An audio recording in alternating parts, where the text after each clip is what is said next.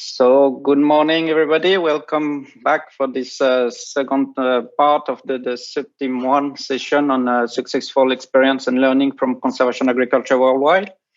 I'm Olivier Husson. I'm an agronomist. I have a PhD from Wageningen University. I'm working with CIRAD, which is the Center for International Cooperation on Agronomic Research for Development, based in France, near Montpellier.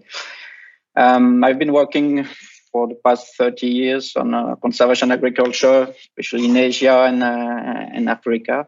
So I'm very proud to be asked and glad to be the chair for this session today. We have a very, very tight schedule, a huge program with we're going to travel all across the world. So we will try to do our best to keep in the schedule. I count on all the participants, all the speakers to be on that time.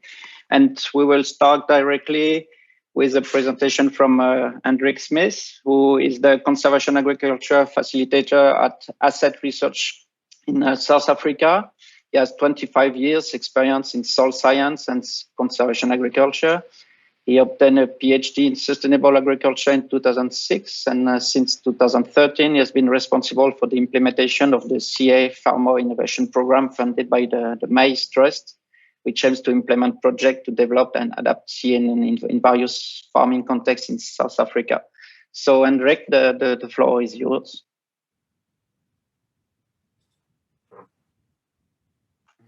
The title of my presentation is A Systems Approach to Mainstream Conservation Agriculture in South Africa. I'm Hendrik Smith. My co-authors are Johan van die Kerk and James Blugner.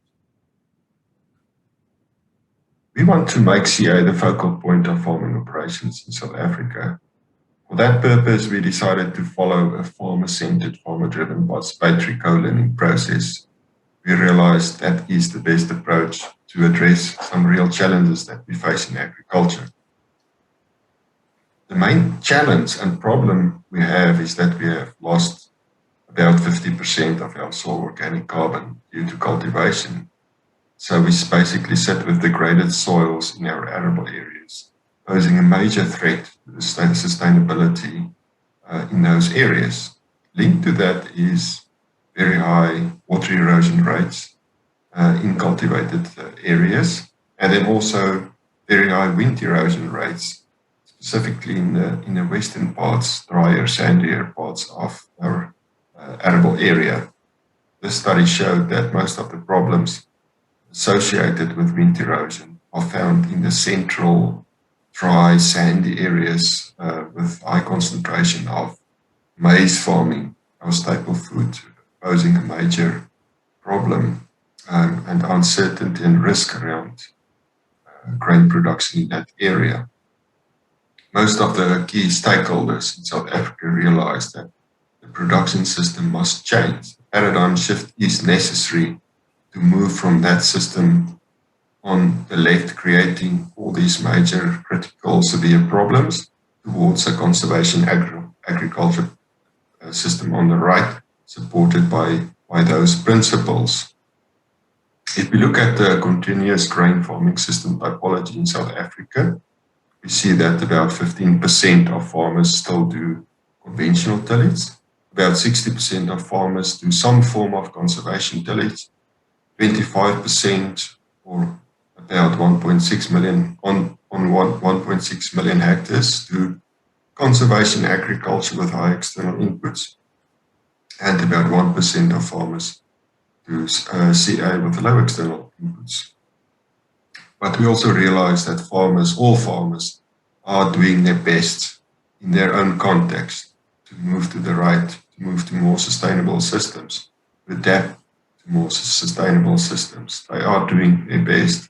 That's why we realize we cannot only work with CA farmers, we need to involve and include the whole system, all the farmers trying to survive, trying to make their farming systems more sustainable. We've also learned from experiences around the globe, as well as local experiences, that innovative farmers are the leaders, the drivers of farming transformation processes. So they are usually supported by various other key stakeholders like manufacturers, input suppliers, extension, research, in what we call a network or an innovation platform. And what we want to do is want to strengthen this platform in order to make higher impacts, including a faster adaptation and adoption of CA, what we call a participatory systems approach. The principles of this approach are the following: on-farm and farmer-centered innovation, experiential and discovery learning, continuous interaction and dialogue, facilitation, and learning by doing. The main long-term goal of participatory systems approach is to research, develop, and adapt appropriate CA systems for a range of diverse and unique contexts. That also includes mainstreaming and scaling by implementing programs and projects in different regions and communities. This is the major elements of the approach or a program or a project, and I briefly want to explain each one of them. The first one is on-farm research, where we use mother trials or collaboratively managed trials as the main tool. That's where farmers work with researchers to establish these kind of trials, statistical design trials with enough treatments and replications. You can see here conventional systems are compared with different CA treatments. These trials form excellent platforms for research, demonstration, and awareness. The next two in on-farm research are baby trials or farmer-led trials. The principle behind this is that all farmers always experiment. It is an inherent part of their management. So our aim here is to facilitate the integration and scaling of new, improved ideas. For example, CA treatments from the mother trial through farmer-led experimentation. We also want to support and motivate the increasing numbers of farmers, which are the researchers in this space, to implement this continuous CA experimentation, learning, and adaptation process in their own unique context. We also want to support this process through resources. We are their colleagues, advisors, facilitating the process, and we, together with them, continuously learn and adapt. The next element in on-farm research is participatory monitoring and evaluation. Simply says that together we measure relevant, appropriate indicators such as soil health, visual field tests, yields, profits, biodiversity, etc. Very important is that we bring all these results into a process of frequent critical reflection and discussion, including farmer experiences and stories, which are seen as very important. The next element in the systems approach is awareness and access to information. That's where we use on-farm sites and trials as platforms to host farmers' days, conferences, grass visits. We use all forms of media to share and spread the message, such as publications, webinar, and social media. In the last couple of years, we also investigated and developed incentives and market-based mechanisms. In this case, 2 venture capital companies were established based on the theoretical concept of an easement payment to facilitate and manage investments in the restoration of natural capital, especially in conservation and regenerative agriculture, and to achieve, which was achieved through private and commercial ventures in partnership with local and global development assistance, public sector contributions, and research and development. As far as education and training is concerned, informal training is integrated with the on-farm innovation process. In formal training, several local universities have started to include CA in their graduate and postgraduate courses. For example, the Center for Sustainable Agriculture, Rural Development and Extension at the University of Free State has included a CA module in their honors course. At the Rates High School in the Free State province, they are busy to develop a formal accredited CA curriculum for grades 10 to 11, which is a first in the country and might be a first in the world as well. Conclusions. A participatory systems approach with on-farm research, awareness and access to information, participatory monitoring and evaluation, training and incentives as key elements has proven to be an excellent way to mainstream CA. In this process, agriculture becomes a means towards healing the land and healing people. So thanks a lot for this nice presentation. We're supposed to have now Li Hongwen from China, but we have a small technical problem. So we will go directly to the next presentation and hope we can come back to Li Hongwen lately. So Wolfgang G from the Switch no-till will present now. The floor is yours. Ladies and gentlemen, good morning. I'm going to present you 25 years of experience on a long-term trial. It's called Oberacker. It's a demonstration field trial. We've started in '94. You see a few impressions, a few operations of the trial with no-tilling, with fertilizing and harvesting. So no-till and conventional plow tillage are being compared in a crop rotation without fallow period and application of mineral fertilizer only in this long-term field trial at Infora Maruti in Zollikofen, close to Bern, since 1994. It's a slightly humic sandy loam with a deep nutrient-rich with 3% of soil organic matter and a clay content of 15%. The site lies on 550 meters above sea level. We have just over 1,000 millimeters of rainfall yearly and a mean temperature of 8.9 degrees centigrade. It's a demonstration field trial with a strip design without replicates. So we have 6 main strips with the crops on these strips.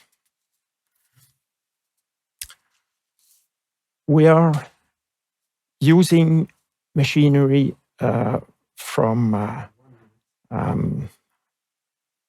farmers. We try to use normal machinery, new ones if we can. I'm coming to the results. Soil structure and water conservation. You will see on your left, the no-till plot. We see that the plow pan starts to disappear. This picture was taken 5 years after beginning. On the right hand of this left picture is the plow. With the plow pan, you can distinctly see. We also have a better water infiltration. We have more water stored in the soil. You see the green line as compared to the red, which is the plow system. Nitrogen mineralization is higher under plow. That's the red line on the left picture. Whereas on no-till, mineralization is lower in the spring, but lasts longer in the second period of the growing vegetation period. and that's why we have a compensation taking place on the plant growth. We also have less nitrate losses on the no-till as compared to the plow. We have a significantly higher number of species on mycorrhizas on the no-till. The red part is strictly species found on the no-till. The blue part, just a few, is on the plow. And the green parts are exactly the same species on the plow as on the no-till. We have a strong correlation between earthworm activity and water infiltration. We have results for no-till, for both earthworm and water infiltration. We have in the middle the plow, and on the right hand the meadow.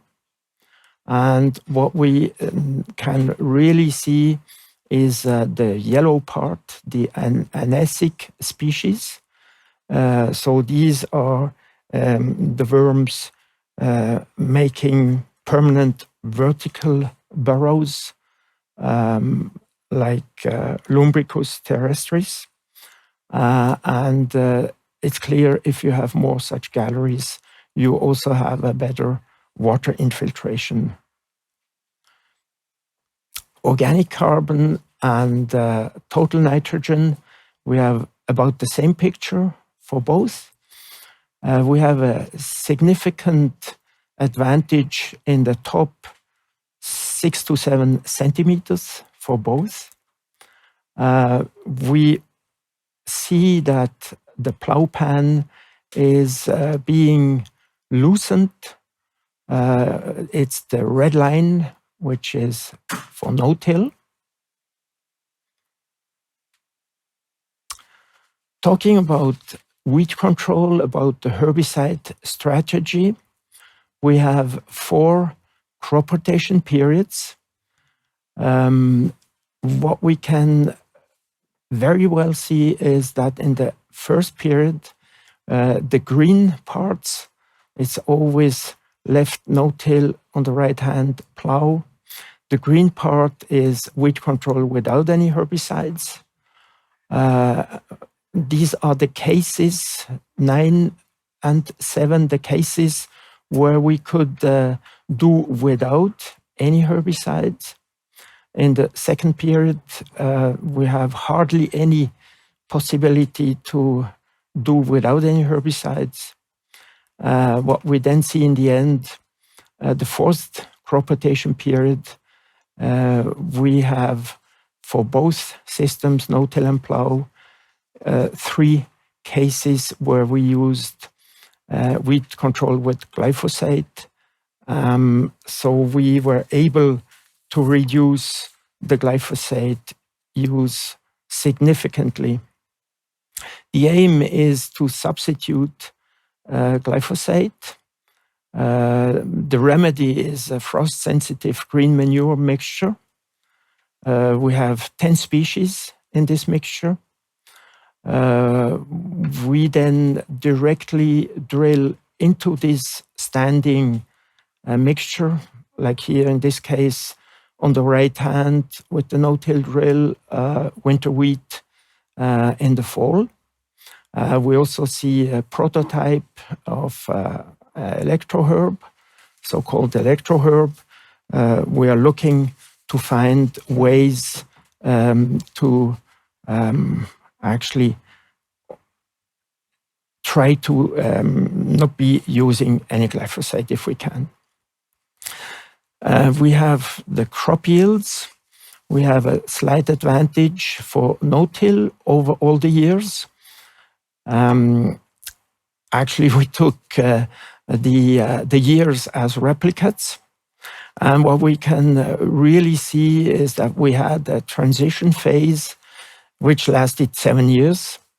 We have results on mineralization of nitrogen, and we could show that very clearly.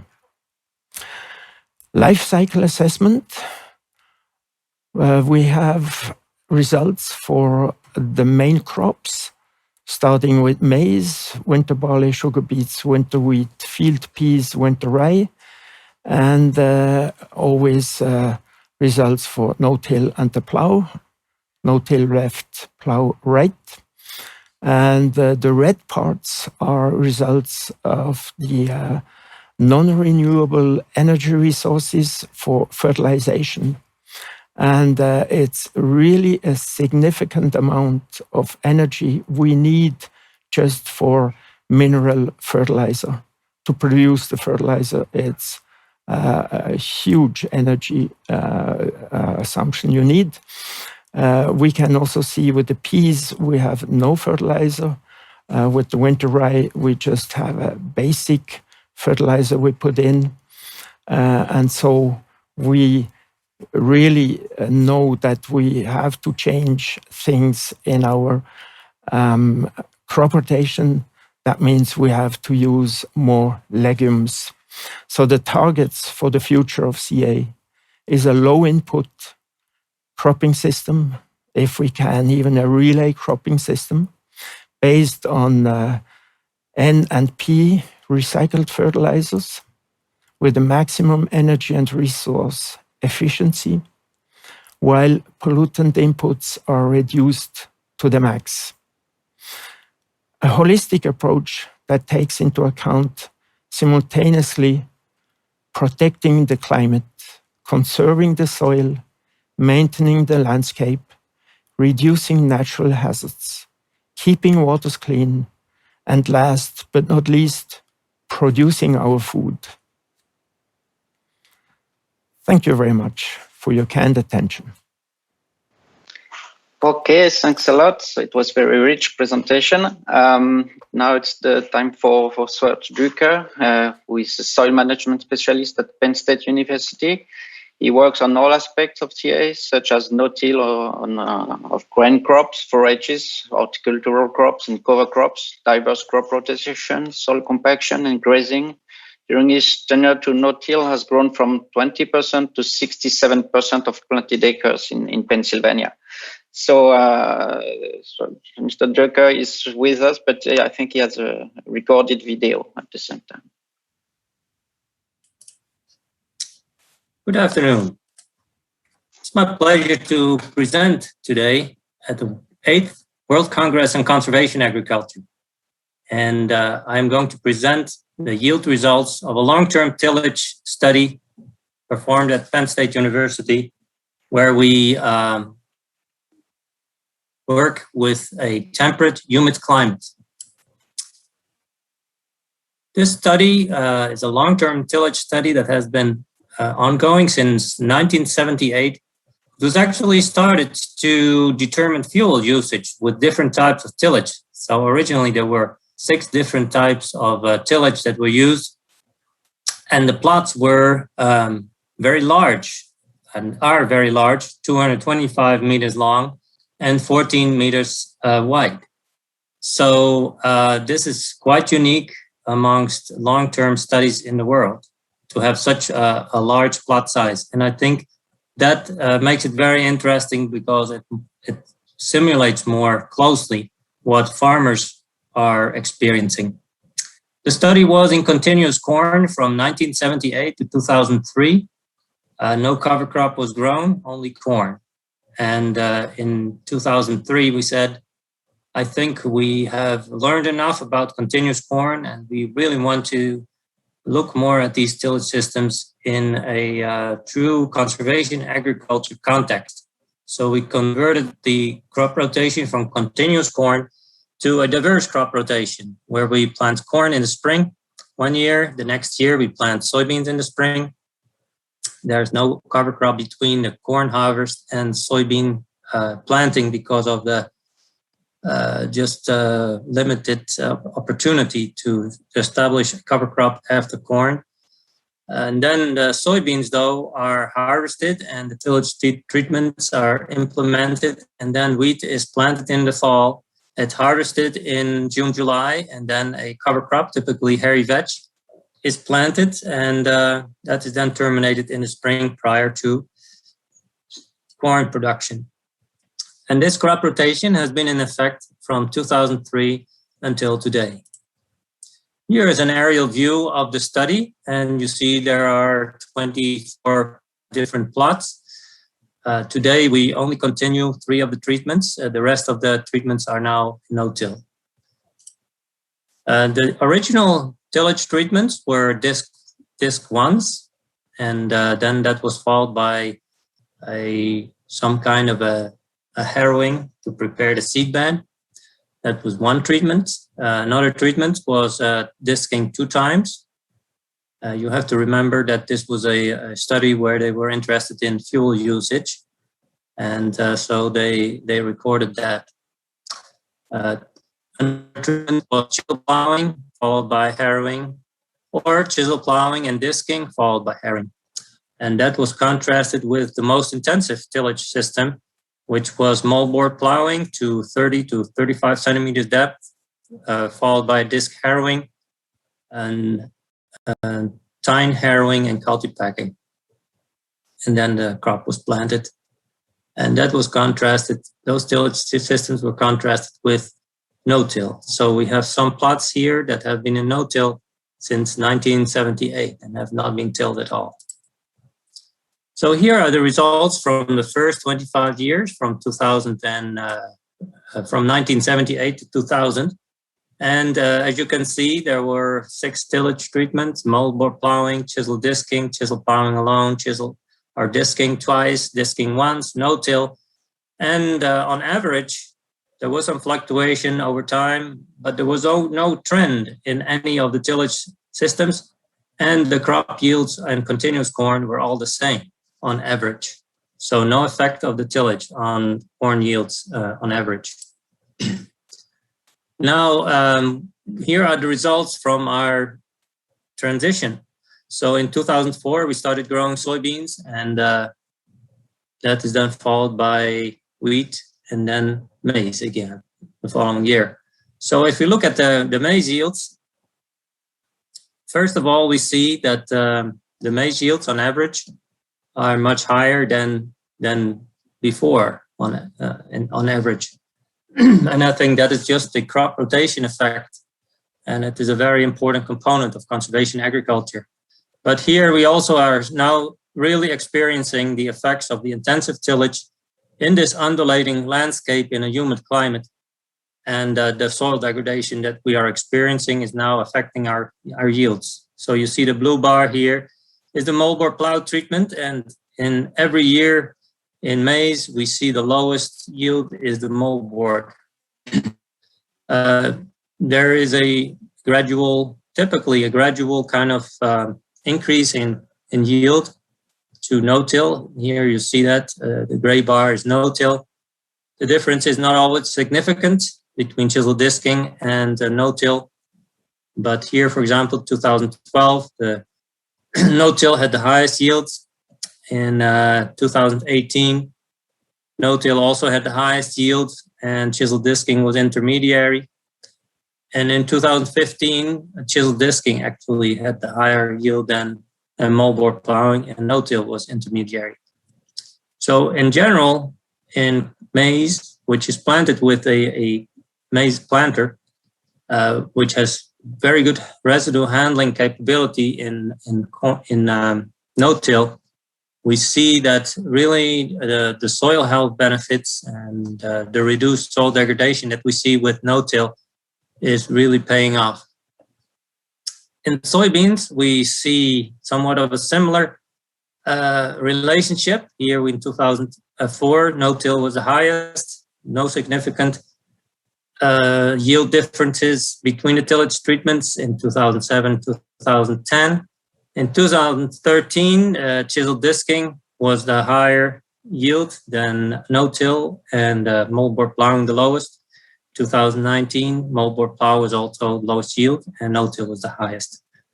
The wheat yields in 2008 were reduced, and there was no significant difference between the wheat production. The tillage systems were not significantly different. in these years. Wheat is planted always with a drill, and these drills have a little bit limited residue handling capability. And so sometimes we see a reduction in our plant population. And I think that is the reason why we sometimes see a reduced yield in wheat. Also in wheat, of course, it is a crop that primarily grows over the winter time. It's planted in the fall and then it grows in the spring. So it suffers less from drought stress, and soybeans and maize, they suffer more from drought stress. And so I think that also has a role to play.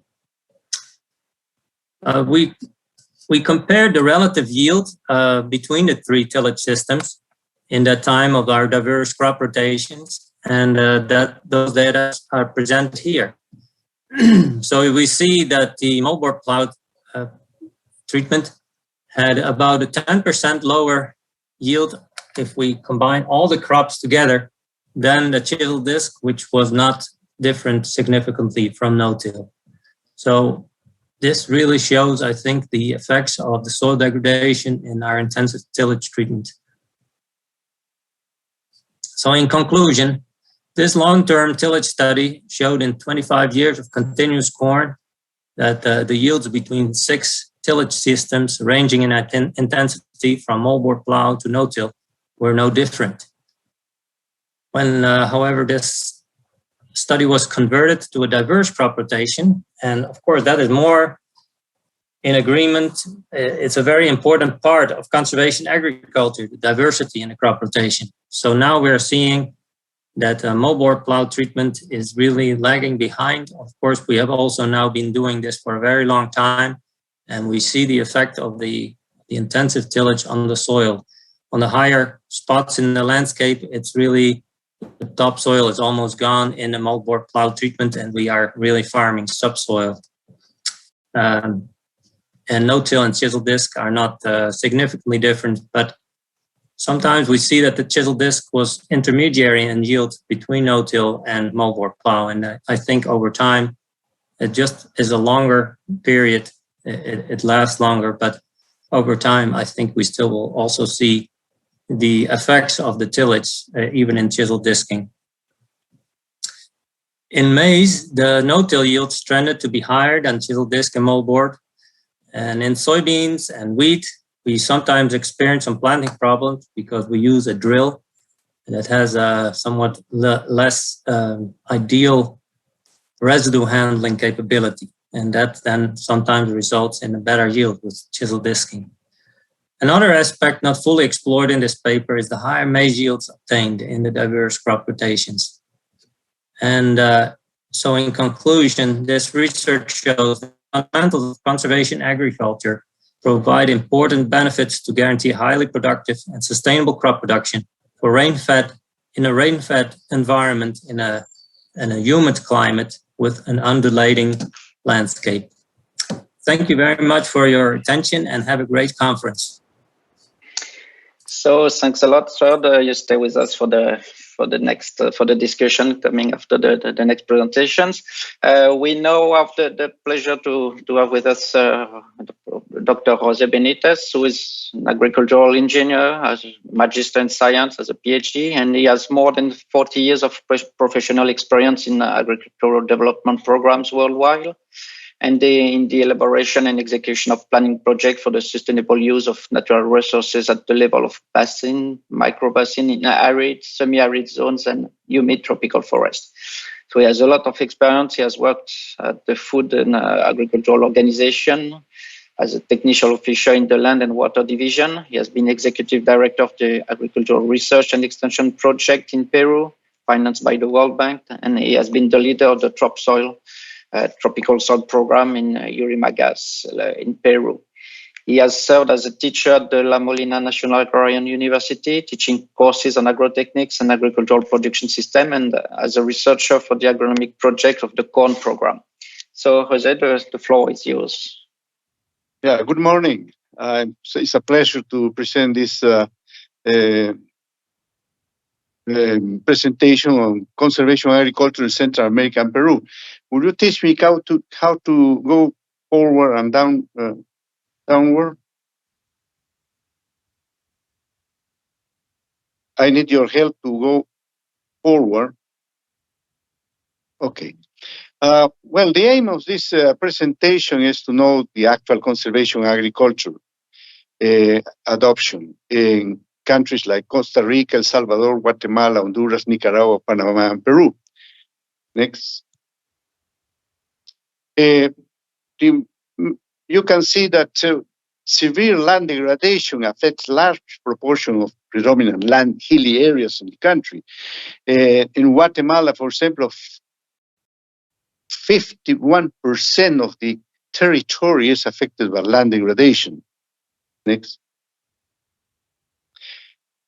Causes, as you know, is negative consequence of practice of plow-based, hoe-based agriculture, coupled with poor health management and limit crop diversity, with animal traction, and the worst is with the use of plows, using tractor in steep lands. Next. The traditional approach in the last 50 years was mainly based in physical structure, but the impact was very minimal. The problem is that after the development program end, all the staff departed and all these physical works goes worn out and is completely abandoned. Next. Next, please. So the question is, the CA principles apply to Central America and Peru countries? We need to adapt the CA principles to the vast agricultural production system of the region, because resulting from a range of topography, soil types, and climate. A high percent of the production is on hillside lands, on farms of less than 2 hectares. So many countries use these low-cost, easily accessible technical options that you can see there. For example, windbreaks or terraces with cover in the case of coffee, or contour water drains, water trench, in order to manage the excessive runoff. Next. Next. CA in Costa Rica. In Costa Rica, they use this low cost adapted to hilly areas, but now they start a reaping soil compaction before the establishment of CA. There are no significant areas under annual crops with CA. There are efforts to prioritize proposals and approval of land management and incentives under the concept producing, conserving, and conserving producing. Next. In El Salvador, experiences with CA dates back to 1970 for a maize sorghum system in one area called Huaymango. This experience demonstrates that soil and water conservation practice impact produces socioeconomic system by improving yields. In Salvador, more or less, there are an estimate of 4,050 hectares with systems, annual crop systems using CA. Next. In CA in Guatemala, they depend mainly on the production of maize, beans, coffee, cocoa, peanuts, etc. To date, in Guatemala, we have 10,000 hectares of CA-based in systems comprising maize and beans. They use permanent soil cover, consists of mucuna, Pueraria fascioloides, no? And crop residues, and also crop rotations with no-till beans, maize, cassava, and sweet potatoes planted using the chuzo or the table stick. We introduced in Guatemala the hand planter called matraca from Brazil. Now people are using more and more cover before they start planting the rotations or putting some permanent crops. Next. In Honduras, there is a system based on a kind of agroforestry system. It's a Kesson wall slash and mulch agroforestry system. Sorry. Okay. This system started in Lempira and what gradually introduced the three principles of CA. These CA practices have been used since 2000 with perennial systems involving fruit tree crops, cocoa, coffee, pastures, and industrial crops. There is about, including the Kesson well systems and animal crops and vegetables, etc., 543,087 hectares in Honduras. Next. Well, you can see the Kesson well system based on coffee plantation. Also, this Kesson well system is used for landscape restoration. Honduras is a very mountainous area, so it was completely degraded by the slash and burn forest, and now it's progressively restored using the Kesson well system. Next. In Nicaragua, we established a project in 2005 with the support of FAO. We provide adequate equipment, night roller, tractor mounting, no-till seeder, animal traction, no-till planters, manual job planters, known as matracas, and animal traction, etc. But the efforts today, adoption and areas planted with CA are still minimum. We just come up with 2,695 hectares of annual crops, sugarcane, etc., using CA. Next. You can see demonstrations on the machinery introducing in Nicaragua. We just use these Brazilian seeders, direct seeders. We are using equipment for use for spraying chemical products. We are doing demonstrations, but although all this effort, still the adoption is not really what we expected. Next. In Panama, main system is crop livestock, and over 85% of the landowner use maize residue to feed their livestock, particularly during the dry season. So it's not easy that people, let's say, adopt crop residue or cover crop, sorry. But anyway, with cooperation of FAO, they just little by little are adopting crop residue retention in the surface. The most challenge of obstacles for increasing CA adoption in Panama are weed infestation and the use of crop biomass or residues for animal feed. In Peru, you know that since the pre-Inca era, many Andean communities have used agriculture based on CA systems, principles. During the time of the Incas, they used direct sowing with a manual seeder called chaquitaquia without removing the soil and maintaining a protected plant cover on the ground. The case of Peru is very particular because the territory has three different natural regions. the coast or coastal desert, the Sierra or Andes regions, and the jungle or Amazon region. The coast is under irrigation and is dedicated to mechanized production of annual crops, corn, soybeans, sorghum, fruits, and vegetables. The Sierra in the Andes is primarily dry land, pastures, with small green vegetables and annual crops with supplementary irrigation. The land use in the Amazon region is an agroforestry system of coffee. Could you please change the last slide?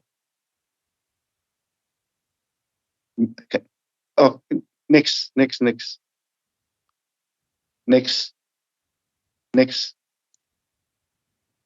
Well, okay. So in the coast area, in the irrigated area, you can see maize with cover crop, fruit trees like, for example, apples with natural vegetation as a cover crop, grapes with cover using the residues or the leaves of the vineyards.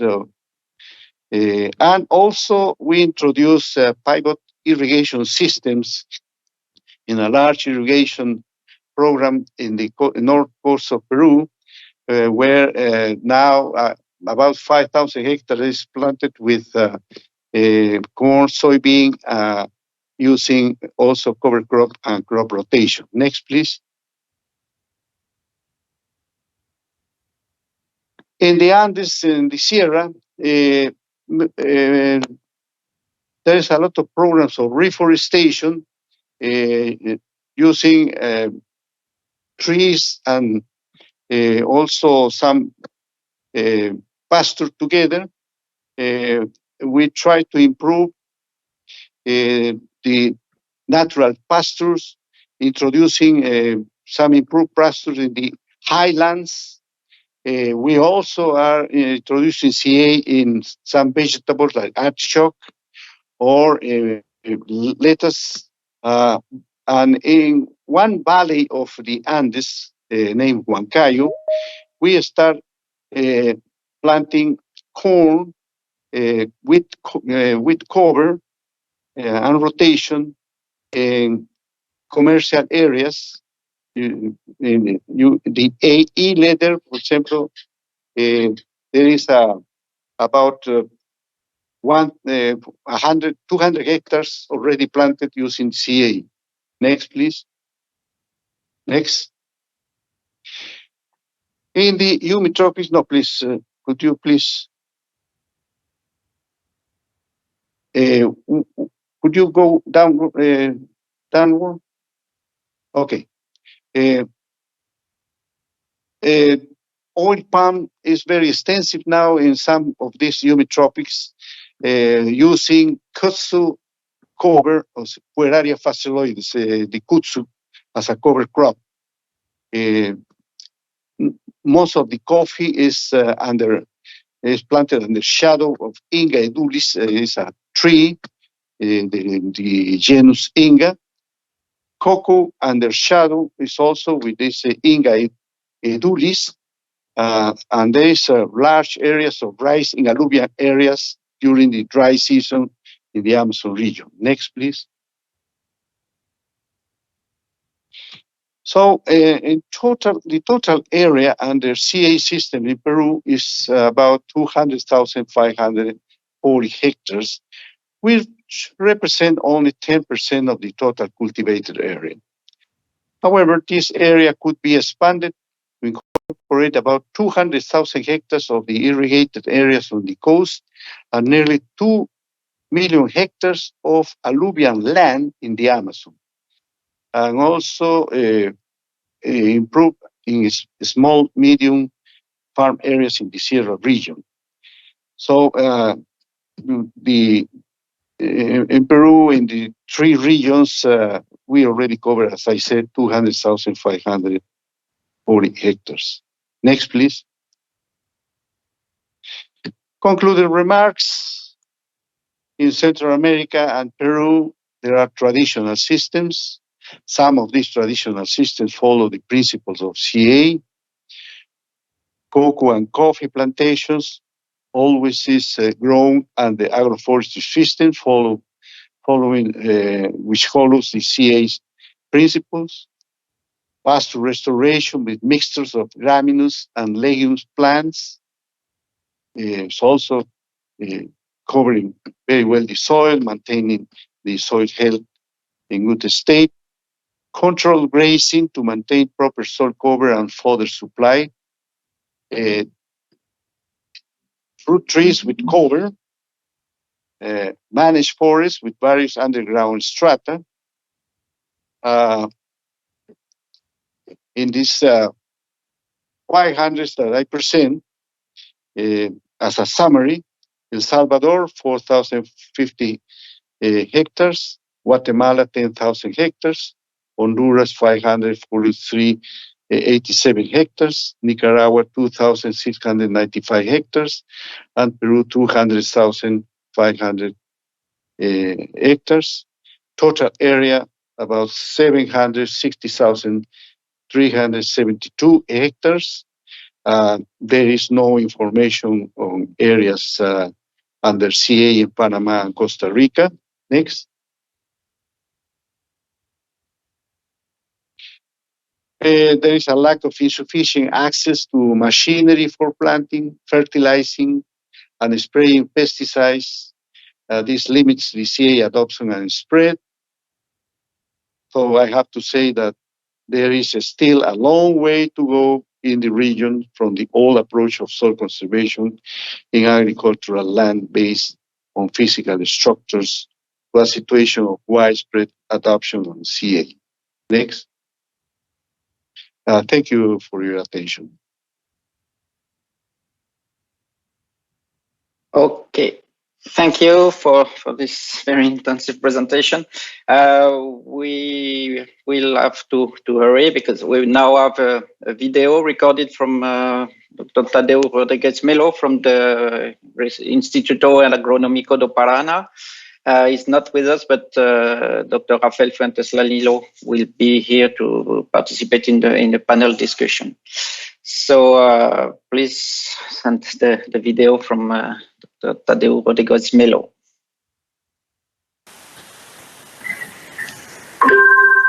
Hi everyone, my name is Thadeu. I am an assistant professor at the State University of Londrina, which is located in Paraná State in Brazil. It's a pleasure to be here in the World Congress of Conservation Agriculture, presenting you the study entitled Current Status of No-tillage Adoption in Brazil. So let me share my screen with you. Okay, so I'm one of the authors of this study, but there is also Dr. Rafael, Dr. Dimas, and Thiago from the Institute for Rural Development of Paraná, here in Brazil, and also Dr. Amir Kassam from the University of Reading in the United Kingdom. Well, everyone here knows that Brazil is a very important agricultural producer and exporter, but also because most of Brazil's territory is located between the tropics, we understand that Brazil's agriculture is way more dependent on a conservation agriculture practices, especially when Brazil is compared to countries which are located below the tropics. So here's one of the reasons for that. This map shows the rainfall erosivity in Brazil. Was taken from the study from Olivier, which was published about 9 years ago. So here this map on the left shows the R factor for different places in Brazil, and we can see that the erosivity here in Brazil ranges from about 1700 here in the northeast, which is the driest region in Brazil, to about 22,000 in the Amazon here in the north. So just for a comparison with Europe, there's a map here which was taken from the study of Penagos in 2015. Here we can see in this map that the highest values found in Europe, which are about 1,300, are still lower than the lowest values found in Brazil. So in Brazil, we had the northeast with about 1,700 of R factor. Here in Europe, the values are still are even lower. So this shows that Brazil's agriculture is way more dependent on crops covering the soil that needs soil protection against the rainfall.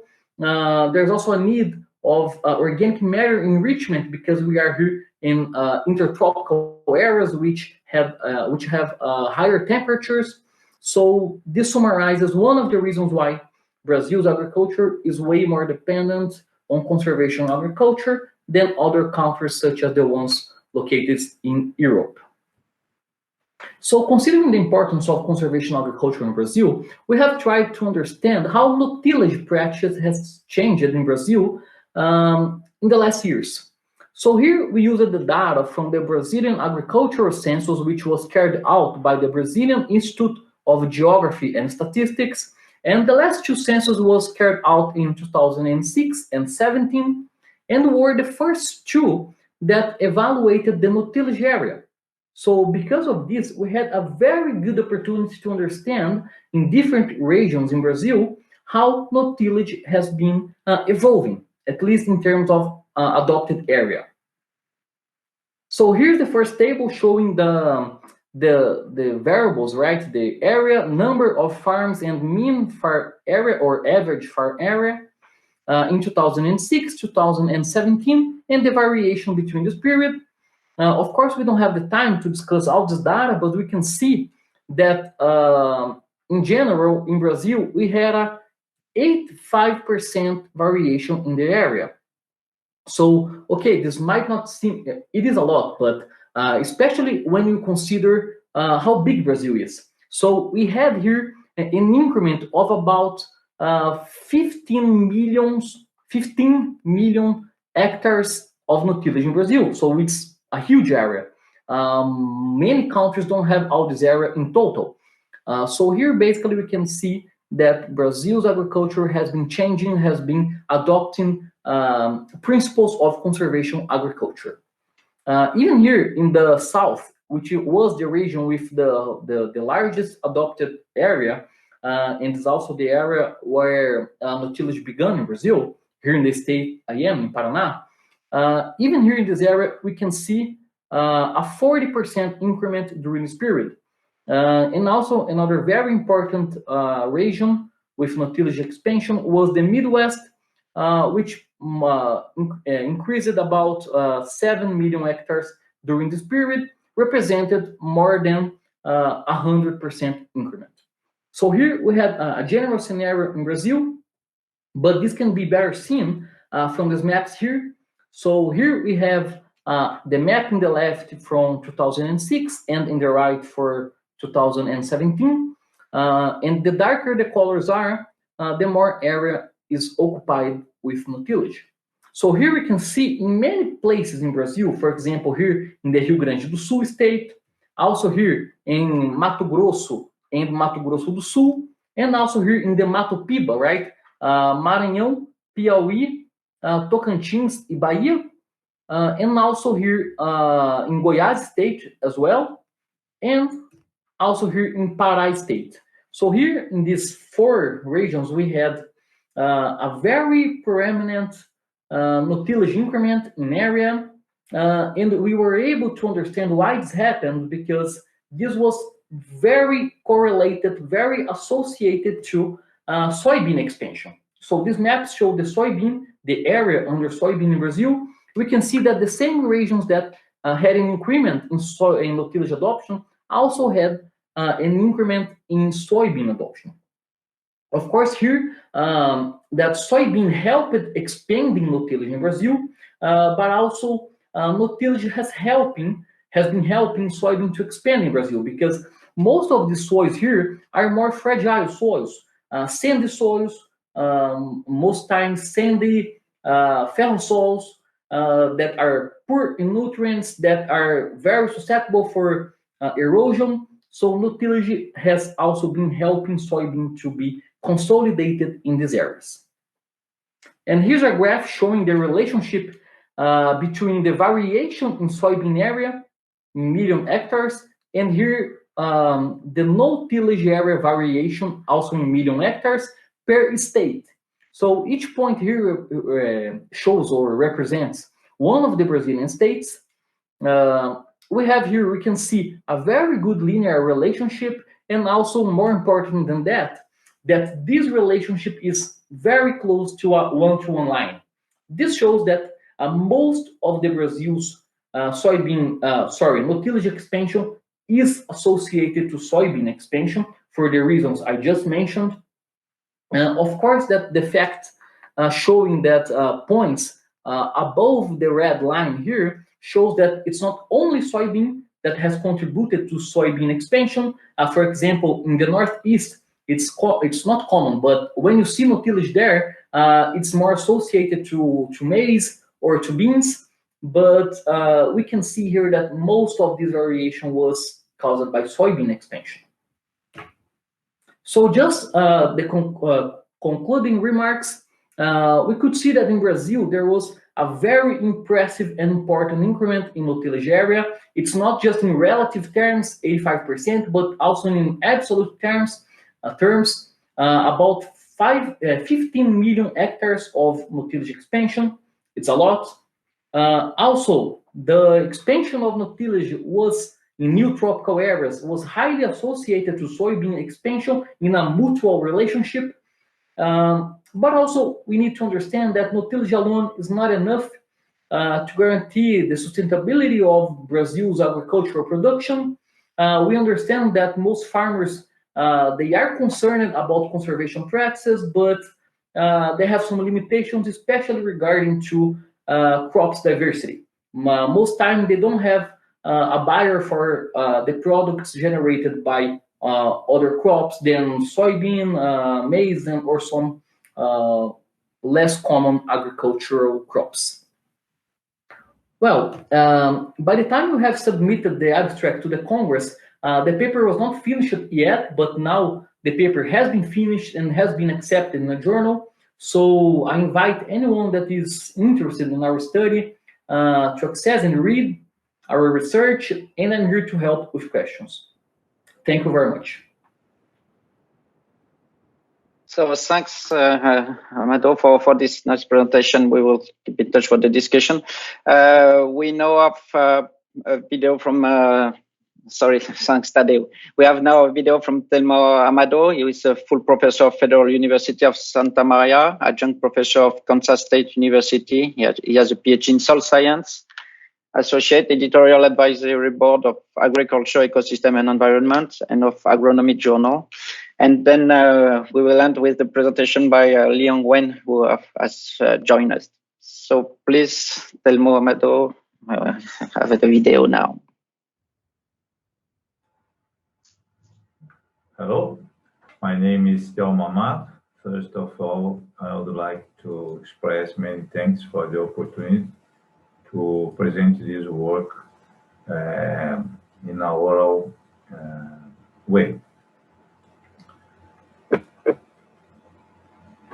In the early 70s, Brazil adopted conventional tillage, and that resulted in base soil under wet tropical climate. That results in unsustainable soil erosion rates. To give some illustration about that, to each 1 ton of grain harvest, we are losing 10 tons of soil. As a result, conservation agriculture emerged with a sustainable approach. Soil functionality is a result of a complex interaction between physical, biological, and chemical fertility attributes that because of this complex interaction give us opportunity to study new fields like biofertility, biophysical, and so on. Dr. Charles Rice, that is one of co-authors of this work, is proposed a conceptual model about soil functionality based on soil structure, aggregation, soil organic carbon, and microbial activity and diversity. In this concept model, in one side is conventional tillage that result in frequent mechanical soil disturbance, a flush of carbon input and oxygenation, aggregate disruption, and a fast change in the biota to adapt to these new conditions. While in the other side, we have minimal soil disturbance, slow carbon flux input to the soil, and controlled oxygenation. The aggregate is enhanced and the biota is not disturbed without abrupt change. The fung could be a good indicator of these systems. The fung is associated with aggregate formation, especially the macroaggregates, and as a consequence, this soil CO2 flux is low.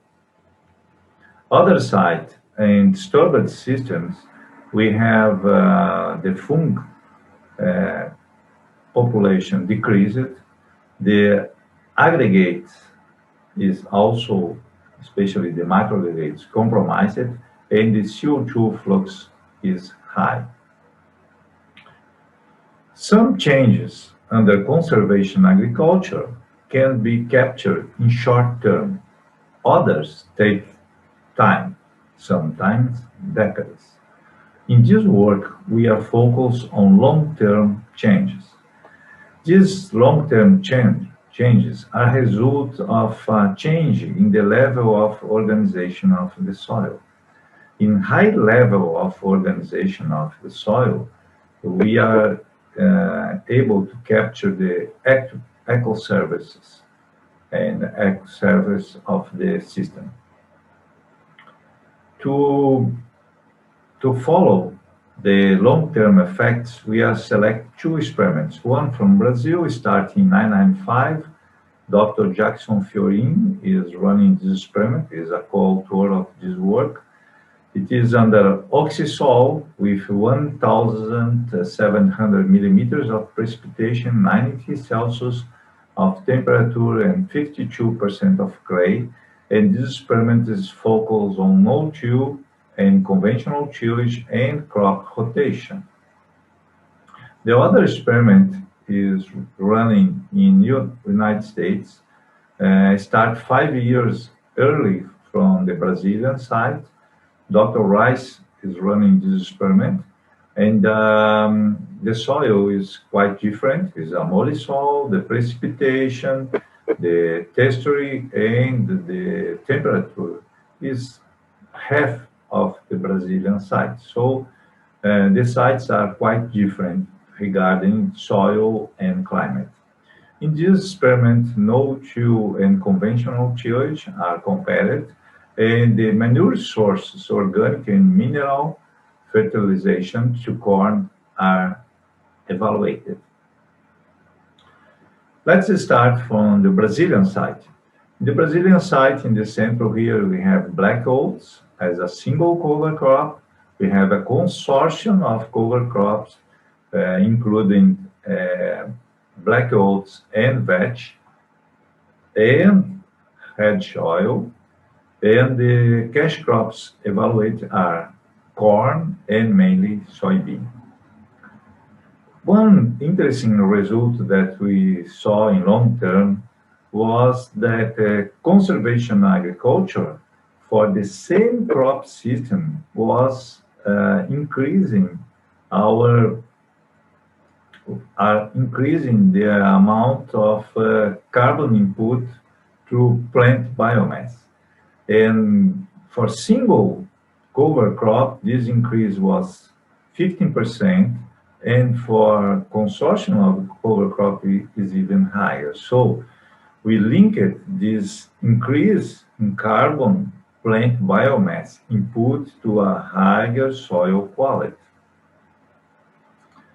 Dr. Nicoloso, that is also a co-author of this work, studied the carbon sequestration.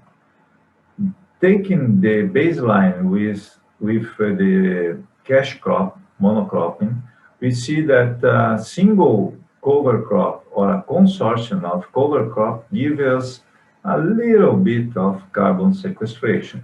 When we go to conservation agriculture, we realize much more clear the effect of cover crop in carbon sequestration.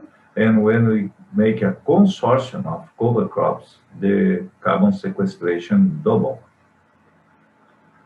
And recently we linked this soil carbon and nitrogen increase with maize and soybean yield.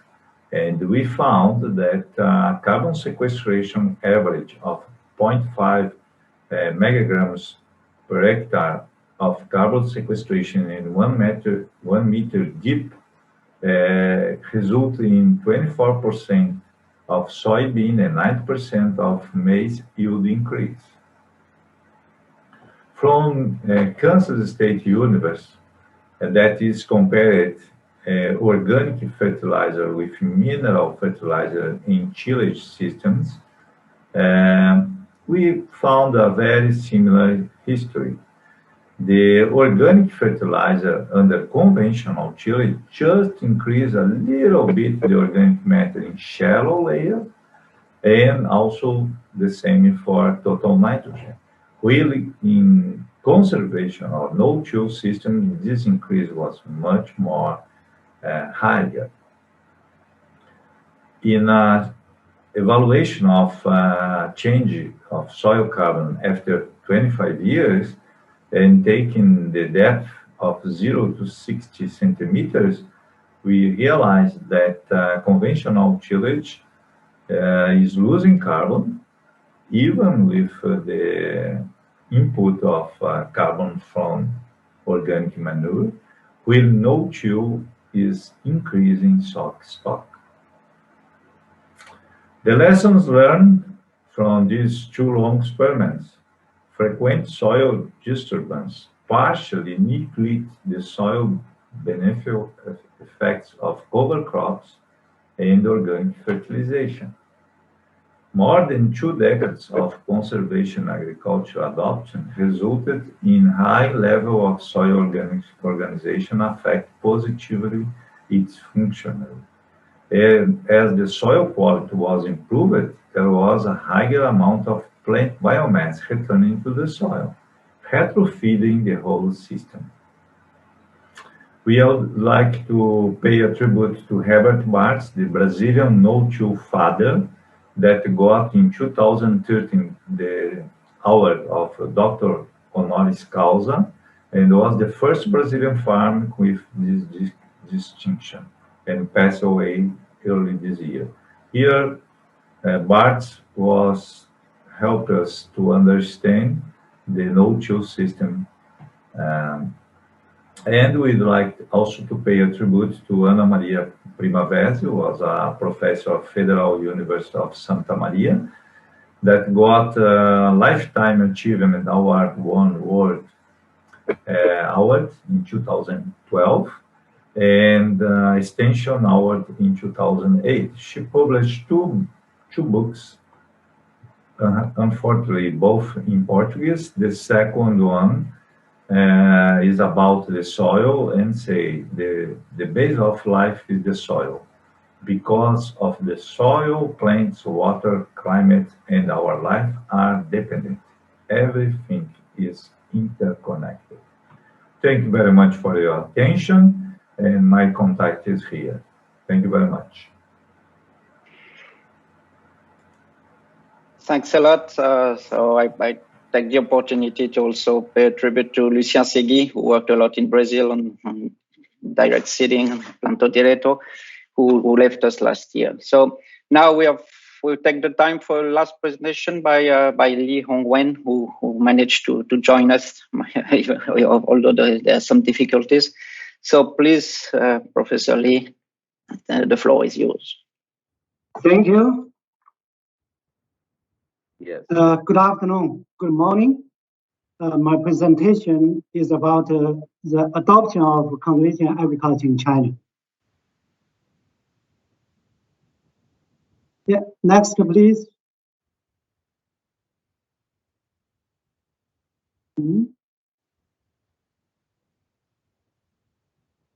We started conservation tillage since 1991.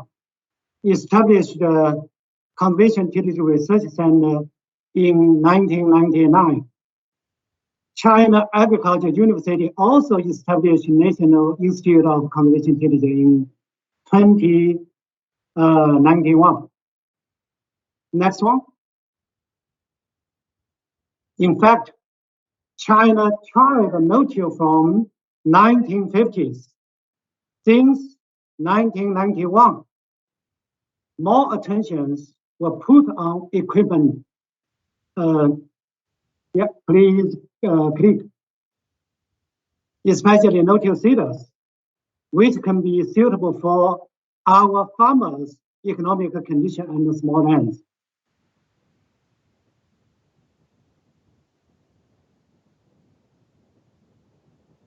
Yeah. Next.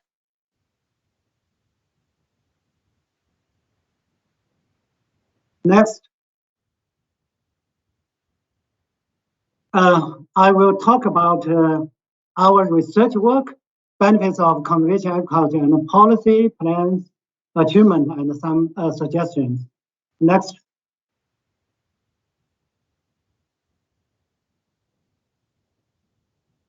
Next, please. We found that only when we have the real suitable no-till seeders, conservation agriculture can be widely used. Next.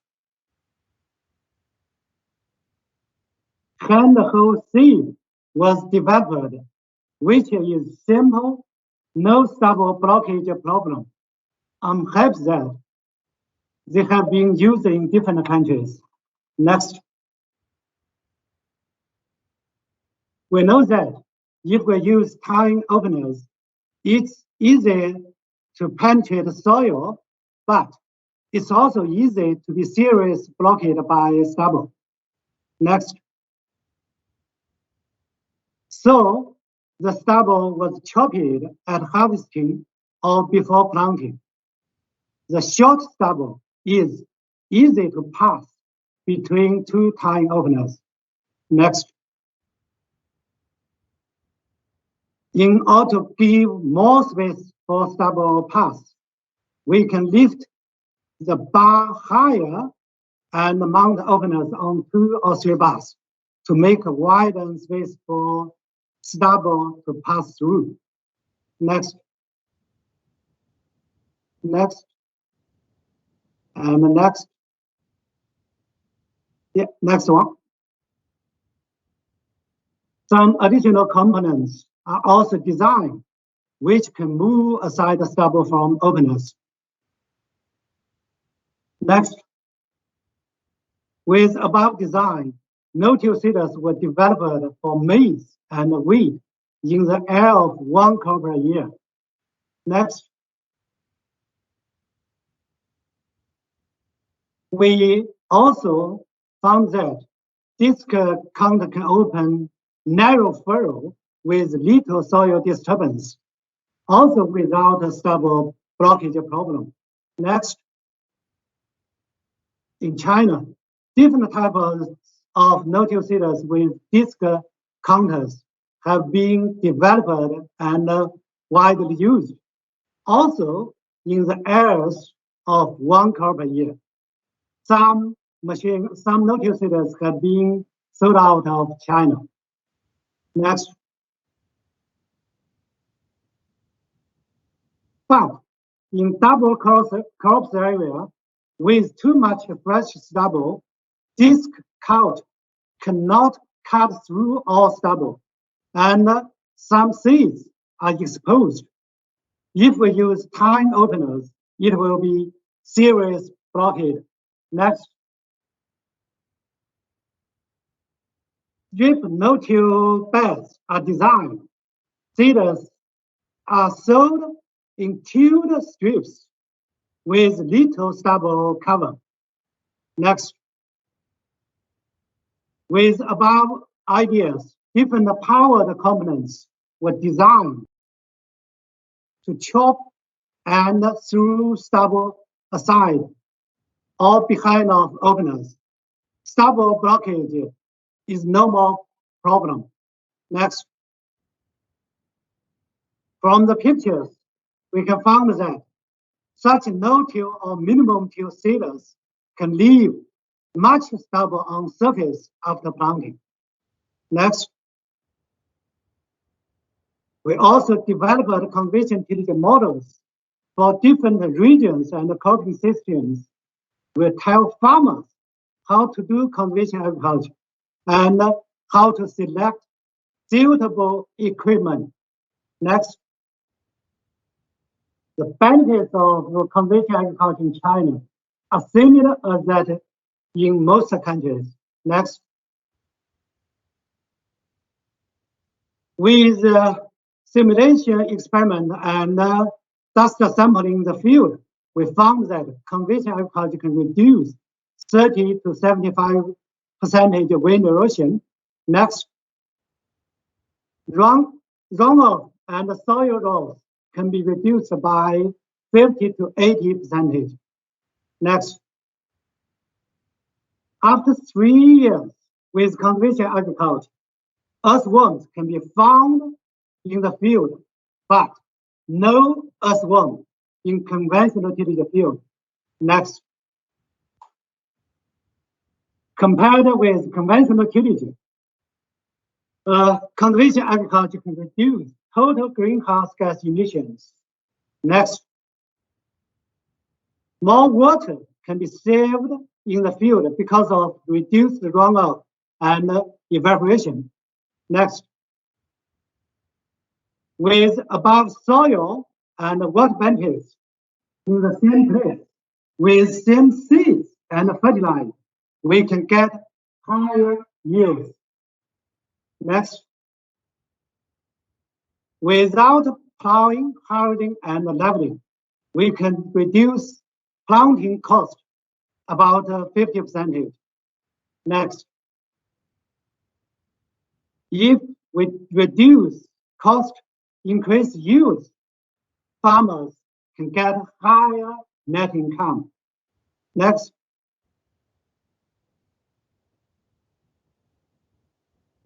please. Yeah, popular science book of conventional tillage was published. It can be downloaded. It can be downloaded from FL website. Next, please. Conventional tillage has been included in the most important document, #1 document in China. Ministry of Agriculture made several plans to extend the conventional tillage. Farmers can get subsidies to buy conventional tillage equipment. Next, please. With above effort, conventional agriculture in China has been increased 80 times in the past 18 years. Next. I would like to give some suggestions for conventional agriculture farmers or practitioners. Firstly, we should understand what is the baseline of conventional agriculture. Then find the way of conventional agriculture for our own condition. Secondly, we must have suitable no-till seeders, not just to focus on the best no-till seeders. Help farmers what CA, lead them to try it, help them to calculate the benefits, support them to continue CA for at least 3 to 5 years, to make them to use the tweed. Then some of them will keep on conventional agriculture by themselves. Thank you for your attention. So thanks a lot for having this presentation. We finally managed to have all of them. So thanks to all the speakers for all this information showing the diversity of the system, of the situation, how conservation agriculture can adapt to many situations. We have a few questions, so we'll start directly. We have about 15 minutes to end this session, so we have time to answer maybe something like 5 questions. The first question is for Hendrik, the first presentation. In your experience, is participatory approach and open discussion and experimentation possible when CA as a strict package is actively promoted? Or does this mean only participation in monitoring, not design? Yeah, thank you for the question. If I understand it correctly, the question is participation possible from the beginning or only in the design stage? If that is the question, then I would like to answer it as follows. Yes, I think the participation of farmers and other key stakeholders are really important right from the start, from point A right through to point Z, for many good reasons. The overall reason is really if you want to make impact, if you want to have adoption and adaptation of CA principles and practices, you really need to involve key stakeholders, especially farmers, right from the beginning. Put them in the front, use them as chairs, as drivers of the projects or initiatives, because in actual fact, they are the drivers of the innovation process. They are leading the innovation, adaptation, and adoption of conservation agriculture. So what we should do is just to take their hands, to ask them, how can we help? How can we support? How can we strengthen your brilliant innovation approach that you already have achieved on your farms? And so that is the actual attitude that you should come into the process and helping and supporting farmers. Obviously, you will have to know how to do it. You need to know some basic and probably preferably some advanced tools for participatory research and extension approaches. So you need to know how to design, implement, and facilitate a participatory systems approach right from the beginning to the end. So thank you. And there's a second question for you, Hendrik. May I know if the research evaluated the baby trials as well? How have they been faring compared to mother trials? Any consistency with the practice of CA principle? Yeah, that's a very good question. I think there's a really underestimation and under investigation of farmer-led experimentation. Obviously, all farmers do farmer-led experimentation. That's what brought farmers to where they are in terms of conservation agriculture, and hopefully through more learnings and more ideas from outside, let's say from mother trials, that's where they will follow from in farmer-led experimentation. But I guess from our experience as well, there's definitely a need to develop and adapt more scientific tools and approaches to investigate farmer-led experimentation in a scientific way, in a statistical way, let's say. We did that. We did investigate a couple of farmer-led experimentations. What was really key is to identify different treatments on specific farm areas or homogeneous soil climate units, what we call ecotopes. So as long as you identify different treatments in, for example, conventional conservation agriculture and perhaps natural rangeland conditions as different treatments, then and you have enough sampling points and try to get your statistics correct, then it's possible to get really good data from farmer-led experiments. I think there's a wealth of information among farmers, and if we have the right approaches to monitor and sample these examples, then we would really be able to gather more information, good information, which is more relevant to farmers as well, because it is really in their context that we measure that. So thanks a lot. Now we have a question from Stéphane Cordeau for Wolfgang. Is the cover crop termination with electro-herb effective in the weed crop volunteers growing in the crop, in the cover crop? Sorry. Good question.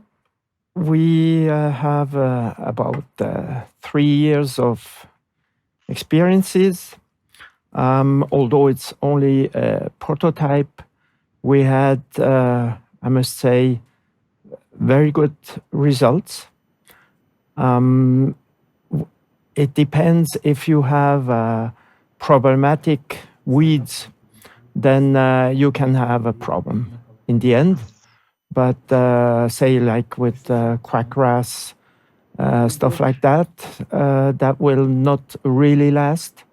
But in the beginning, after you passed with the electroherb, it's clean. And if you have a fast start of your crop, it will stay clean for quite a while, say 5-6 weeks under our conditions in Switzerland. Okay, thanks a lot. I think the next question is for Jose Benites, but I'm not sure. It's from Musa Mwijarabi from Tanzania. He would like to know how do small farmers will be able to practice what has been presented.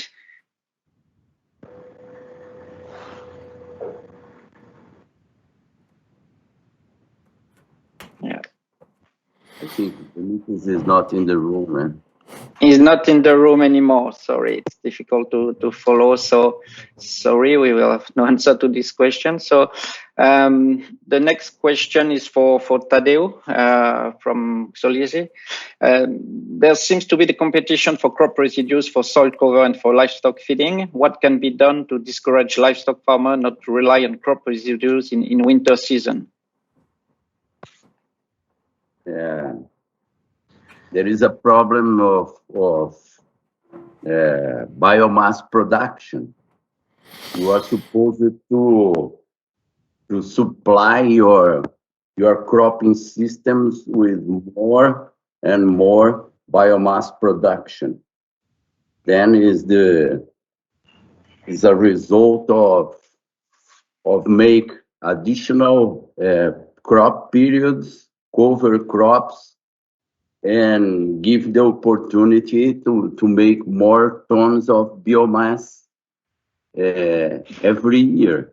In Brazilian conditions, it's possible to make, depending on your latitude. I know that it's difficult in different areas of the globe, but everywhere it's possible to expand biomass production with conservation agriculture.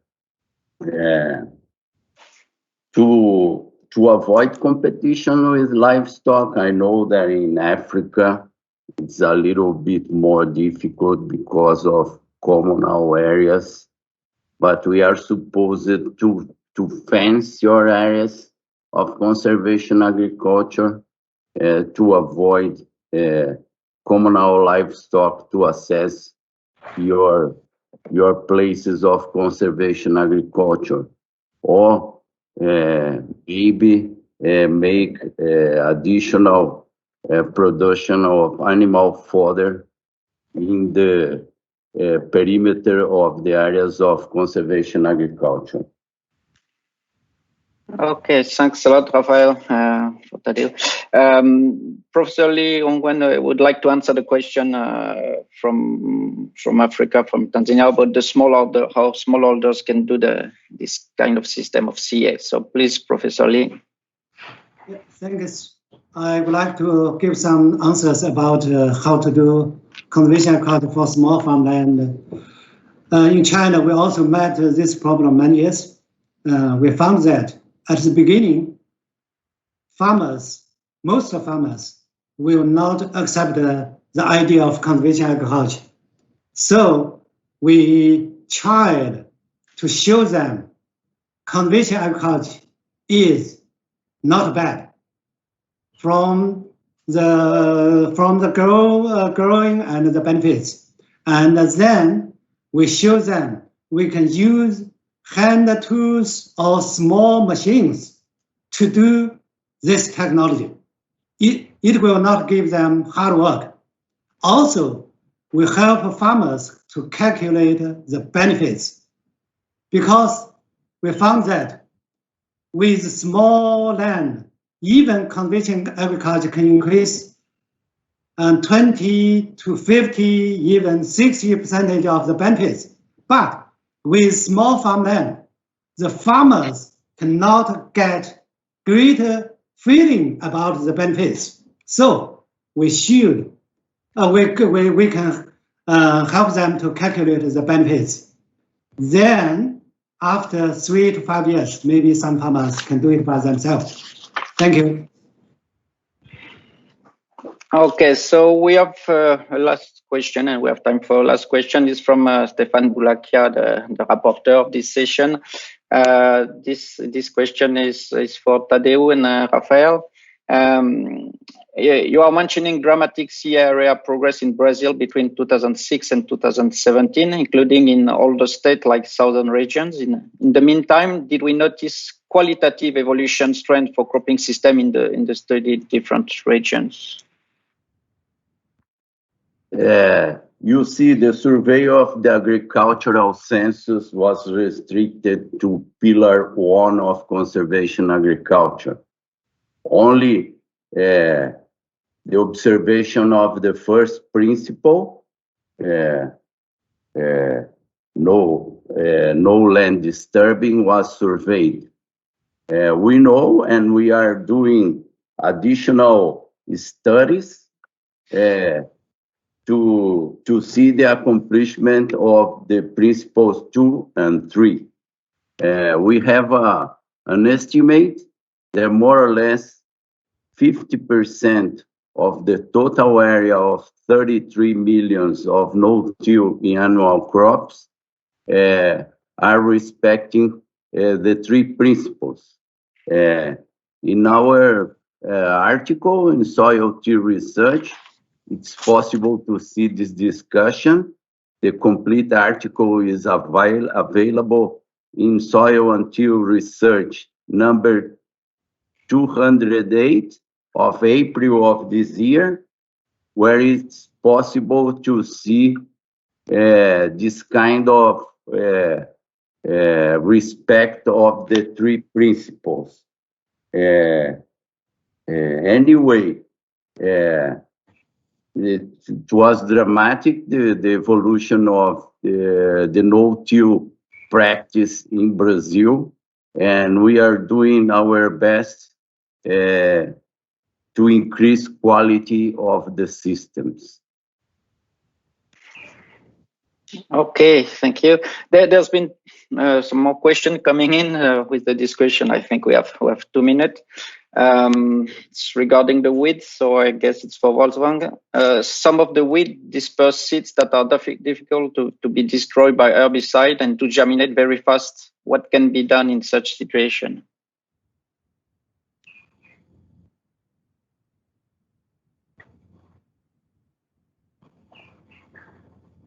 Sorry, he's not. He's still here. No, Wolfgang has left. Yeah, probably. So sorry. Your mic is off then. Okay. Still okay, off? Then we can. It's okay now. It's okay. Okay. So the answer is crop rotation. You have to change quite often your different main crops and include as many as you can, as often as you can, green manure mixtures. And if you do that, you get to a very good result. And what I have to point out is here in Switzerland, we have grass in our crop rotations. Usually crop rotations with 2 years of grass meadow. And I can say that helps a lot. So it's the time you have to take to regenerate your soil, and at the same time also to get rid of a lot of weeds. And if you diversify your crop rotation, you get closer and closer to your objective to get rid of nasty weeds. But that takes patience. It takes years. So thanks a lot. So I think we need to conclude. We have 2 minutes left. Okay. This is very good transition for this to end this session. It has been reminded the importance of the transition period. It takes time, and I think it's important to make the transition as fast as possible.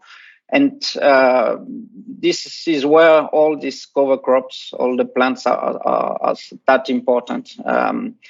All the energy in the system that comes from the plants, catching the sun energy. So if you want to have a good structure, you need plants feeding the microorganism. So crop rotation, we see how complex it is, how it takes times. It can go rather fast. And I think this is a very comforting message that we can send, is that with integrated study with farmers, we can adapt the equipment, we can adapt to the different agroecological conditions, to the socio-economical conditions, and there's a huge diversity of situation, but also of answers we can bring with ensuring the main principle of conservation agriculture are well fulfilled.